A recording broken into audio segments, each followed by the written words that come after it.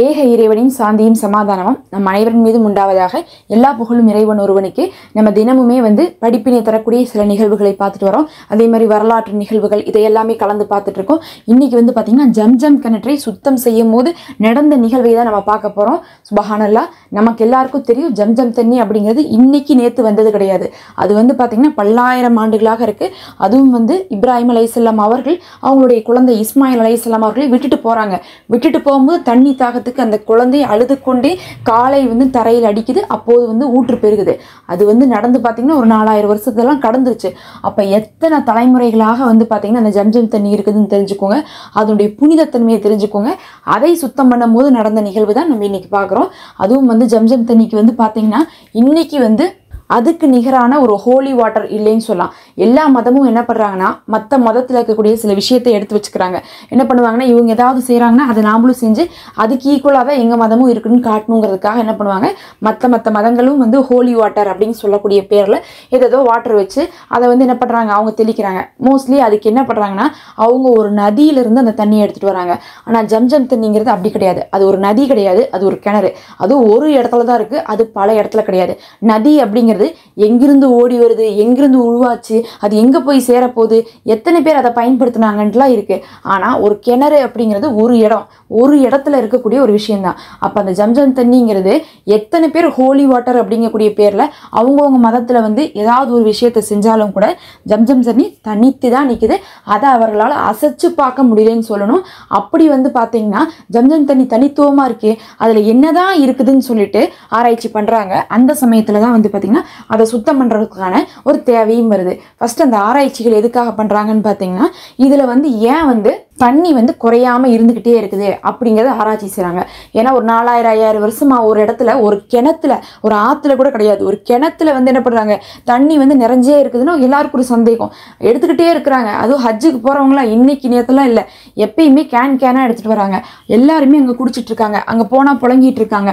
இத்தனை செஞ்சும் அது வந்துக்கிட்டே இருக்குதே அப்படிங்கிறதுக்காகவும் என்ன பண்ணுறாங்க ஆராய்ச்சி செய்கிறாங்க. தேடி தேடி பார்க்குறாங்க போய் எங்கிருந்து இந்த ஊத்து வருது, ஏன் இந்த இடத்துல மட்டும் அந்த ஊத்து வருது, அதுவும் பாலைவனத்தில் இப்படி வருதுன்னு சொல்லிட்டு தேடி தேடி பார்க்குறாங்க. ஆனால் இவர்கள் எவ்வளோ தடவை தேடி பார்த்தாலும் அதற்கான பதில் அவங்களுக்கு கிடைக்கவே மாட்டேங்குது.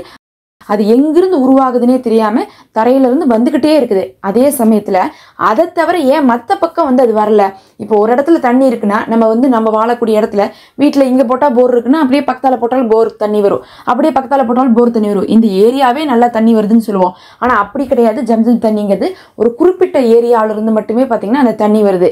அது எல்லாத்துக்குமே வேலை பார்த்தீங்கன்னா ஒருவேளை இந்த தண்ணி எல்லாத்தையும் ஒட்டுக்கா எடுத்துட்டோம்னா அந்த இடத்த கண்டுபிடிச்சிடலாம். அது ஏன்னா ஒரு கிணறு ஊறுறதுக்குன்னு ஒரு கொஞ்ச நாள் ஆகும் அப்படி நினைக்கிறாங்க. அப்போ ஒட்டுக்கா எப்படி எடுக்கிறதுன்னு பார்த்தீங்கன்னா பெரிய ஒரு மோட்டார்கள் பைப்புகள் எல்லாம் வச்சு ஒரே நேரத்தில் என்ன பண்ணுறாங்க சக் பண்ணுறாங்க, அங்கிருந்து உறிஞ்சு எடுக்கிறாங்க. அப்படி எடுக்கும் போது தான் அவங்களுக்கு வியப்பாக இருக்குது. எடுக்க என்ன ஆகுது, தண்ணி இருந்துக்கிட்டே இருக்குது. அவங்க பாட்டு எடுத்துக்கிட்டே இருக்கிறாங்க, தண்ணி பீச்சி அடிச்சுக்கிட்டே இருக்கு வெளியே.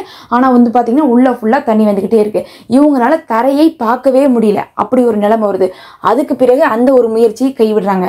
அதே மாதிரி என்ன பண்ணுறாங்க, சரி தண்ணிக்குள்ளே போய் கீழே வரைய போய் என்ன பண்ணலாம் ஆராய்ச்சி பண்ணலாம். பொதுவாக ஒரு கிணறு இருக்குன்னா கிணறுக்குள்ளே போவாங்க, அதுக்குன்னு ஆட்கள்லாம் இருப்பாங்க. நீங்கள் சொல்ல போனால் கடலுக்குள்ளேயே போய் ஆராய்ச்சி செய்யறதுக்கு ஆட்கள் இருக்காங்க, ஸ்கூபா டைவர்ஸ்ன்னு சொல்லுவாங்க அவங்களெல்லாம். அந்த மாதிரி டிரைவர்ஸை கூப்பிட்டு என்ன பண்ணுறாங்க, இங்கே என்ன பண்ணுங்க போய் சோதிச்சு பாருங்கிறாங்க. அப்படி அந்த டைவர்ஸ் உள்ளே போகிறாங்க. உள்ளே போய் சோதிச்சு பார்க்கும்போது என்ன ஆகுது, உள்ளக்குள்ளே சில பொருட்கள் எல்லாமே இருக்குது. என்னது, கிணத்துக்குள்ளே இருக்குது அந்த காலத்து பொருட்கள். ஏன் அப்படி இருக்குதுன்னு சொல்லிட்டு பார்த்தீங்கன்னா இதுதான் நம்ம என்ன சொன்னோம், இது பல நூற்றாண்டுகளாக இந்த கிணறு இருக்குன்னு சொன்னோம். இப்போ சவுதி ரொம்ப பராமரிக்கிறாங்க. யாரையும் நேரில் கூட பெருசாக பார்க்க விட மாட்டாங்க. அதை என்ன பண்ண முடியாது, டச் பண்ண கூட முடியாதுங்கிற அளவுக்கு வச்சுருப்பாங்க. ஏன்னா பார்த்தீங்கன்னா அது ஒரு பெரிய முக்கியமான ஒரு இடமா மாறிடுச்சு, புனித ஸ்தலமாக மாறிடுச்சு. அந்த காபாவில் பார்த்தீங்கன்னா மக்கால இருக்கக்கூடிய பல சிறப்புகளில் முதன்மையான சிறப்பு எப்படி காபா அங்கே இருக்கக்கூடிய கருப்புக்கள் சிறப்பானதோ அதே மாதிரி தான் ஜம்ஜம் தண்ணி. அது ரெண்டும் பார்த்தீங்கன்னா ஒரு நிகரான ஒரு சிறப்பான விஷயமா அல்லாஹ் கொடுத்துட்டான் அந்த இடத்துல. ரெண்டும் அப்படி ஒரு சிறப்பு. அப்படி இருக்கும்போது அதை என்ன பண்ண மாட்டாங்க, கொஞ்சம் கூட ஒரு இடத்துல கூட பராமரிப்பை குறைக்க மாட்டாங்க. அதனால என்ன பண்றாங்க, பராமரிக்கிறாங்க. ஆனால் இதுக்கு முன்னாடி பார்த்தீங்கன்னா இந்த அளவுக்கு இருந்துச்சான்னு கேட்டிங்கன்னா கிடையாது. ஒரு 100 வருஷத்துக்கு முன்னாடி, ஒரு 200 வருஷத்துக்கு முன்னாடி, இன்னும் பார்த்தீங்கன்னா அதுக்கு முன்னாடிலாம் பார்க்கும்போது அங்கே இருக்கக்கூடிய மக்களும் அதை பயன்படுத்தியிருக்காங்க. நிறைய டெக்னாலஜி இல்லை. நபி ஸல்லல்லாஹு அலைஹி வஸல்லம் அவருடைய காலத்துலலாம் என்ன பண்ணியிருக்காங்க, நபி அவர்கள் வந்து தான் காபாவை பிடிக்கிறாங்க. அப்போ காபாவை பிடிக்கிற வரையும் என்ன இருந்திருக்கும், ஜம்சம் தண்ணி அங்கே தான் இருந்திருக்கும். நமக்கு தெரியும் வந்து அங்கே மக்கத்து குறைசினர்கள்லாம் இருந்தாங்கன்னு தெரியும். அவங்க என்ன பண்ணாங்க, சிலை வணக்கம் பண்ணாங்கன்னு தெரியும். அவங்க வந்து மாறு செஞ்சாங்க, பறவைகள் உயிரினங்களை வச்சு வந்து வணங்கினாங்க. இப்படி இத்தனையும் பண்ணப்ப என்ன இருந்துச்சு, காபா பக்கத்தால் அங்கே ஜம்சம் தண்ணியும் தான் இருந்துட்டுச்சு. அப்போ இருக்கிறது எல்லாமே அங்கே இருந்துட்டு தான் இருக்குது. அதே மாதிரி சஃபா மலை அங்கே தான் இருந்துட்டு இருந்துச்சு. அப்போ எல்லாமே அங்கே தான் இருந்துட்டு இருந்துச்சு, இப்போவும் இருக்குது. அப்போ இருந்து இருக்கும்போது என்ன பண்ணுவாங்கன்னா, அப்போ அதுக்கு பெரிய ஒரு இம்பார்ட்டன்ஸ் கொடுக்காம இருந்தபோது அதில் வந்து தண்ணியை பயன்படுத்தும் போது என்ன இருக்கு, தவறுதலாக ஒரு சில பொருட்கள் அதுக்குள்ளே விழுந்திருக்கு. அதனால பண்டைய காலத்துடைய பொருட்கள் அதுக்குள்ளே இருக்குது. அதுக்குள்ளே வந்து பார்த்திங்கன்னா காயின்ஸ் இருக்குது. அந்த காயின்ஸ் வந்து எந்த காலத்துதுன்னு கூட நம்மளால சொல்ல முடியாதுன்னு சொல்கிறாங்க. ஆனால் வந்து ரொம்ப ஆழத்தில் இருக்குது அப்படிங்கிறதெல்லாம் வந்து என்ன பண்ணியிருக்காங்க, அந்த ஸ்கூபா டைவர்ஸ் உள்ளே போனவங்கலாம் வந்து சொல்கிறாங்க. அதே சமயத்தில் அந்த தண்ணிக்குள்ளே போகும்போது எப்படி இருந்துச்சாமா, அவங்களுக்கு காலத்தை கடந்து போகிற மாதிரி இருந்துச்சாமா. காலத்தை கடந்து போகிறதுன்னு என்ன சொல்லுன்னு பார்த்தீங்கன்னா, அது வந்து இப்போ நம்ம இப்போ ஒரு வாழ்க்கை வாழ்ந்துட்டு இருக்கோம்னா, இதுக்கு ஒரு 50 வருஷத்துக்கு முன்னாடி, இதுக்கு ஒரு 100 வருஷத்துக்கு முன்னாடி, இல்லை இதுக்கு பின்னாடி ஒரு 100 வருஷத்துக்கு தானா எப்படி நம்ம வந்து பார்த்தோம்னா இந்த ஸ்பேஸ் படமெல்லாம் பார்க்குறோமோ அந்த மாதிரி அந்த ட்ராவல் பண்ணி போகிற மாதிரி அதுக்குள்ளே போனவங்களுக்கு இருந்துச்சாமா. அவர்களுக்கு வந்து பார்த்தா அப்படியே ஒரு எதிர்பாராத ஒரு அமைதி. இதுவரையும் எத்தனையோ தண்ணிக்குள்ளே போயிருக்கோம், எத்தனையோ கடலுக்குள்ளே போயிருக்கோம், ஆற்றுக்குள்ளே போயிருக்கோம், அவ்வளோ ஆழத்தில் போய் நாங்கள் வந்து என்ன பண்ணியிருக்கோம், சோதிச்சு பார்த்துருக்கோம்.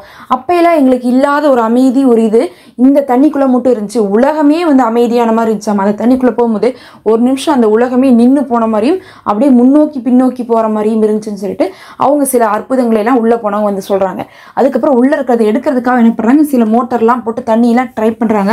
ஆனால் அதை போய் ட்ரை பண்ணும்போது நிறைய இடத்துல அதை யாரெல்லாம் கையாண்டாங்களோ அவங்களுக்கு அடுத்தடுத்து என்ன ஆகுதுன்னா சின்ன சின்ன ஆக்சிடெண்ட்டாக நடந்துகிட்டே இருக்குது. அவங்க போய் வந்து செய்யும் போது அந்த மோட்டர்லேருந்து வந்த பைப் தண்ணி என்ன ஆகுது, பீச்சி அடித்து அதில் ஒரு மனிதர் என்ன ஆகுது, தூக்கி வீசப்படுறாரு அந்த ஃபோர்ஸுக்கு.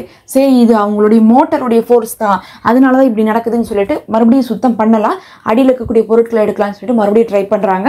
2வது ஆள் வேலை செய்யும் போதும் பார்த்தீங்கன்னா அவர்களும் வந்து அன்எக்ஸ்பெக்டபிளாக வந்து மயக்கம் போட்டு விழுகிறாங்க.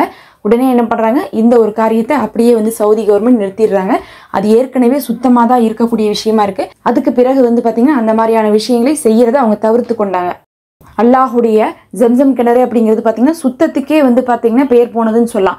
இந்த உலகத்தில் எந்த கிணத்தை நீங்கள் எடுத்துட்டாலும் அதில் ஒரு பாம்பு, ஒரு பள்ளி, ஒரு தவளை, ஒரு செடி கொடி இல்லாமல் பார்க்க முடியாது.